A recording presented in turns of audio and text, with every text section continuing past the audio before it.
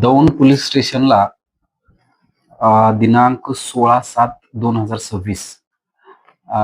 या दिवशी पहाटे 2 वाजण्याच्या आसपास काही लोकांनी जे कॅश डिपॉझिट मशीन असते, ॲक्सिस बँकेचं कॅश डिपॉझिट मशीन आहे, त्याच्यामध्ये या पद्धतीच्या नोटा डिपॉझिट केल्याचं निदर्शनास आलं. त्यानंतर ॲक्सिस बँकेचे मॅनेजर महेश माने यांनी या गोष्टीचा कॉग्निझन्स घेऊन त्याचा व्यवस्थित सीझर मेमो बनवून अ, त्या नोटा या फेक इंडियन करन्सी नोट आहेत, FICN आहेत हे करून त्यानंतर पोलीस स्टेशनला रिपोर्ट दिला. त्या अनुषंगानं पोलीस स्टेशनला 499/2026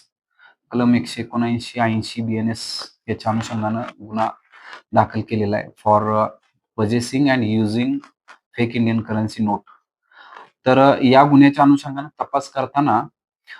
5 आरोपी आम्ही त्या अनुषंगानं जे डिपॉझिट करण्यासाठी आलेले व्यक्ती असतील किंवा त्याच्या अनुषंगानं त्यांच्याशी संपर्कात असणारे जे व्यक्ती आहेत,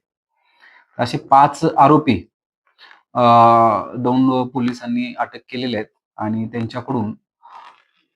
हे फेक इंडियन करन्सी कुठं बनवली जाते किंवा त्यांचे सप्लाय कुठं आहे, त्यांचे फॉरवर्ड आणि बॅकवर्ड लिंकेजेस काय आहेत, तर या सगळ्या गोष्टीचा तपास करून त्याचबरोबर या नोटांच्या अनुषंगानं त्यांचा फॉरेन्सिक स्टडी हा अ,